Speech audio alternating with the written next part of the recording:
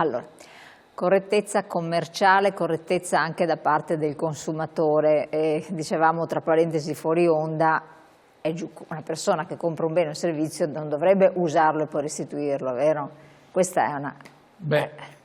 Allora, la buona prassi, parlavamo fuori onda, però mi sembra anche giusto che se uno compra un bene o servizio e lo usa e poi dopo si accorge che magari non era quello che si aspettava, non può aspettarsi un riscontro positivo.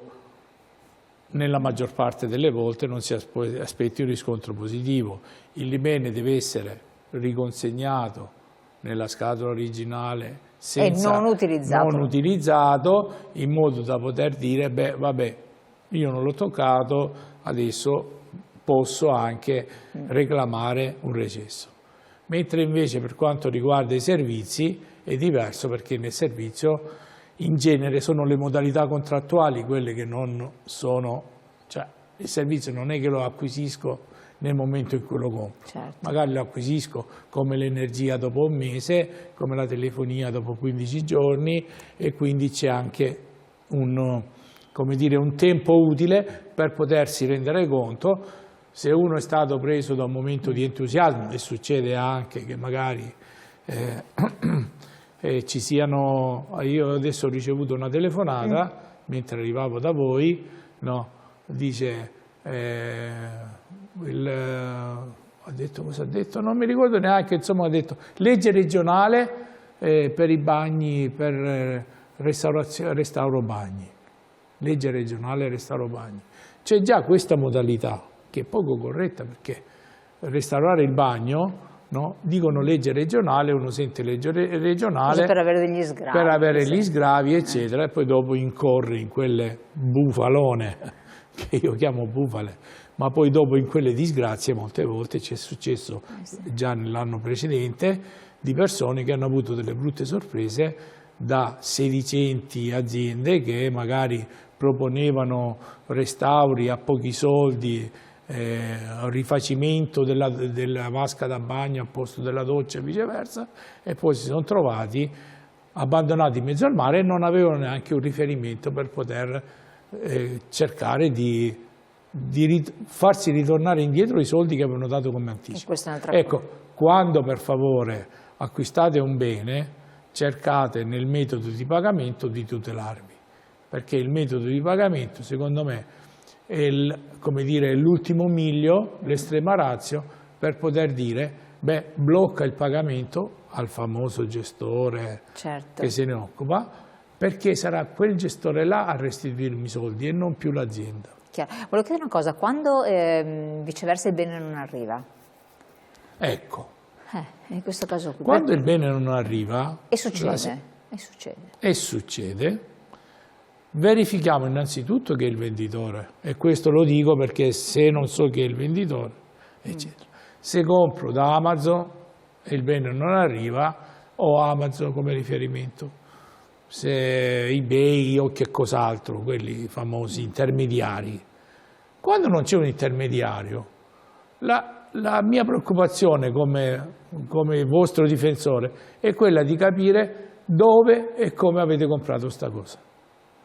Che sia un bene magari e che sia anche un servizio, la cosa fondamentale è sapere le caratteristiche del venditore. Io magari farò una slide quest'anno dove dirò: vuoi comprare online?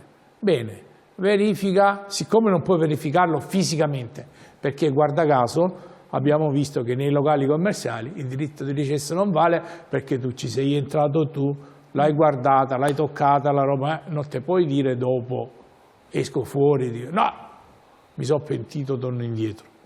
Certo, a meno che non ci sia un difetto oppure... Se c'è un difetto di conformità lo sappiamo, scusatemi non l'avevamo detto, il difetto di conformità nei momenti di saldi bisogna subito tenere scontrino, etichetta, non averlo manomesso, perché molte volte, cioè ti possono dire anche se hai messo male il laccio della scarpa, vuol dire che l'hai usato, cioè te lo provi, te lo sei provato nel negozio.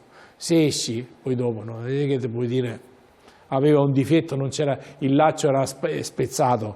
Ecco, Invece negli acquisti online sappiamo che molte volte non ti arriva il bene, ti arriva sconquassato, perché io ho visto foto di pacchi di televisore proprio sventrati, allora lì. E state attenti agli acquisti costosi.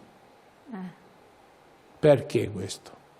Perché sono arrivati quest'anno, non so quanti qua all'Adoc di Padova, sono arrivati dei reclami dove il pacco praticamente era stato, non si sa da chi, era stato aperto e messo dentro qualcos'altro. Addirittura.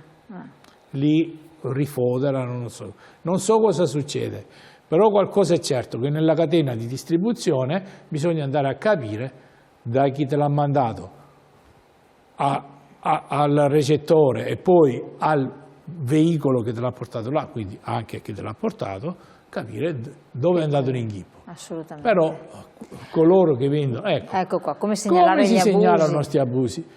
Non venite a dire sono stato truffato. No, abbiamo delle modalità. La prima è il garante della concorrenza del mercato. Poi ci siamo noi, io mi sono iscritto ad esempio Adoc, giusto perché sono dell'Adoc, ma ci sono altre associazioni dei consumatori. E poi dopo c'è una risoluzione delle controversie online. Cioè ci sono aziende serie, eccetera, che hanno stipulato dei protocolli di conciliazione, chiamiamola paritetica, per cui attraverso la conciliazione, che è gratuita, se venite nelle nostre associazioni, possiamo risolvere la vostra controversia. Come lo segnaliamo? E qui mi sembrava di aver messo una slide per far capire come bisogna segnalare. Quindi con il facsimile che ricordo a tutti che la mail non ha valore legale, non so più come dire, cioè si sente dall'intorno della mia voce che sono un po' stanco. Quindi dici email o PEC, quindi no, non si può fare l'email e fare la PEC. Allora, la modalità consentita è l'email, la PEC, la raccomandata e il modulo online se è disponibile. Le aziende abbastanza serie addirittura ti mettono un modulo online di reclamo che potresti firmare digitalmente. Là comincia a diventare, come dire, legale. Ma se io voglio fare un reclamo importante, devo usare o la PEC o la raccomandata con ricevuta al ritorno. La PEC e la raccomandata hanno un valore legale e se vado davanti a un giudice di pace, il giudice di pace mi dice: bene, lei ha fatto un reclamo conforme alla legge. Certo. Quali sono le informazioni da mettere nei moduli? Infatti abbiamo messo anche prima il modulo, il nome e cognome, il numero di ordini e la data di acquisto, perché chiaramente quando tu lo fai online ti danno il numero di ordine e la data di acquisto, la dichiarazione di recesso, cioè io sottoscritto chiedo di recedere, e la richiesta di rimborso. La richiesta di rimborso, ripeto, se l'azienda è corretta una volta ricevuto indietro il bene, no? Certo, ti fa o un bonifico, in genere fanno un bonifico, oppure fanno anche ti fanno una richiesta di poter transare dicendo: vuoi un bene dello stesso valore? Te lo chiedono, se no, se tu dici no, io voglio questo non avviene, associazione allora consumatori. Subito ricorrere, perché il reclamo è fondamentale per poter avere dopo un riscontro, perché poi dopo l'azienda di fronte a una PEC o una raccomandata deve rispondere legalmente. Chiaro. E quando non si può esercitare il diritto di recesso?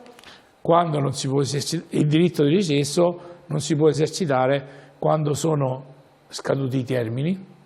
E questa è una cosa molto importante. E questo ai miei cari consumatori lo devo dire, ci deve essere come dire, una tempestività.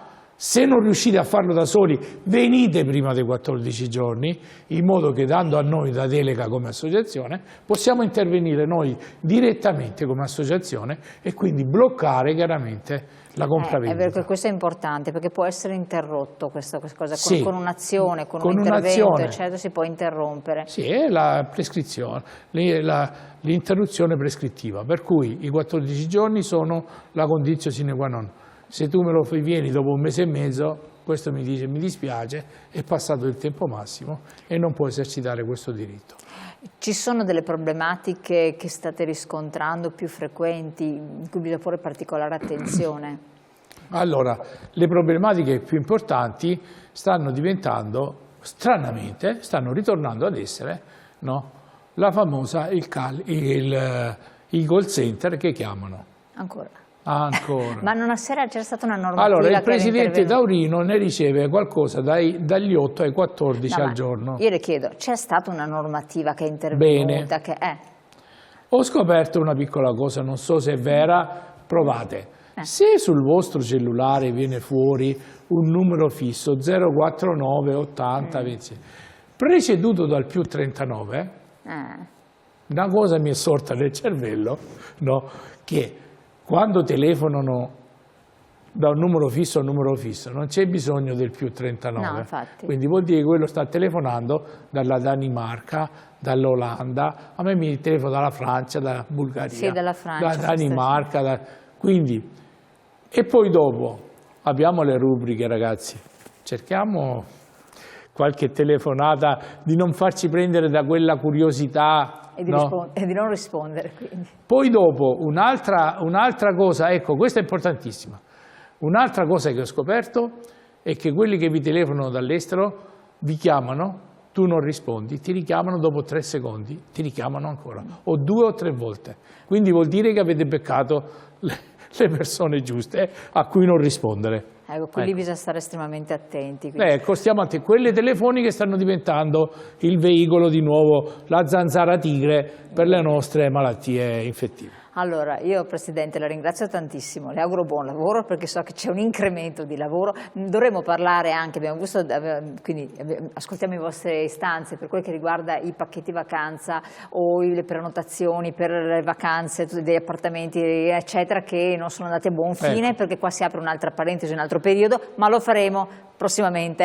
Guarda, ti dico solo questo, che se lo faremo prossimamente, fra 15-20 giorni, un mese, sorgerà il mondo, perché tutti quelli che stanno tornando, perché oggi è troppo presto, ma quelli che stanno tornando dalle vacanze natalizie, non ti dico cosa sta succedendo. Esatto, poi i bagagli, i voli aerei, insomma ce n'è di tutto. Ce n'è di tutto, ma ne parleremo. E gli appartamenti farlocchi. Bravi, ecco, questa l'ha detto lei. In montagna. L'ha detto lei. Allora, ne parliamo naturalmente, voi però prima di far passare troppo tempo rivolgetevi direttamente all'associazione consultori ADOC che è presente sul territorio, vi dà una mano senza dubbio prima che passino troppi giorni, perché noi invece vorremmo passare un po' di più prima di vederci col Presidente, mi sa che dopo è troppo tardi.